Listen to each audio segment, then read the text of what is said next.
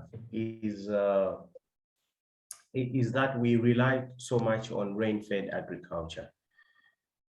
So climate change, obviously, if you follow the global politics, is not going away anytime soon. It's not. It's 1/3 of the world that is contributing to the rest of the climate change. And these are superpowers. They are busy polluting our environment, and they're busy poisoning the ozone layer. They're not going to stop. They make money out of it. They've got factories and stuff. So they're not going to stop. So whatever we do, let's just know that climate change is not going to stop anytime soon. People are making money off it.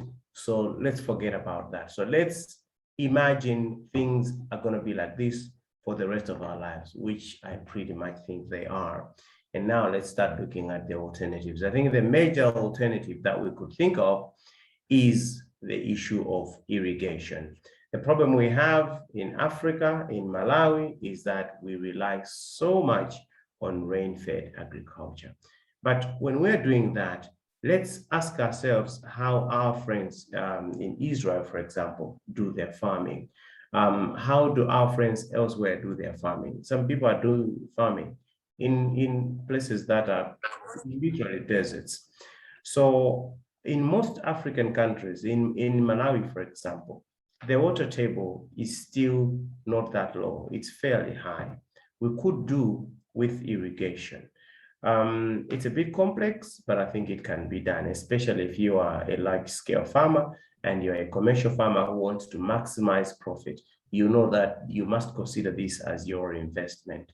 So I think for me, the way around that is to just make sure that we invest in irrigation farming. Maybe what we would have to look into is how we can engage government and relevant stakeholders on how they can subsidize the cost of materials that can be used for irrigation farming, so that the pumps, the submersive pipes and things like that are easily accessible, and that we can manage to lay down a basic irrigation plan. But I think we're not going to reverse the effects of climate change anytime soon. There are big guys involved in polluting the world, and they're not going to stop anytime soon. So I think relying on rains to fall and how good they fall that year, I don't think we're going to harvest a lot.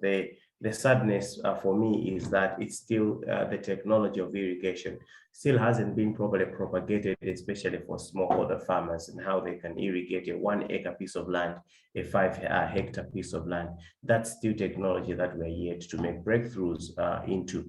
But I think that, for me, is the way to go. And we will not be inventing the wheel. Some people have done it, and they do harvest 3 times a year, and they don't have rains at all. So I think it can be done. Thank you.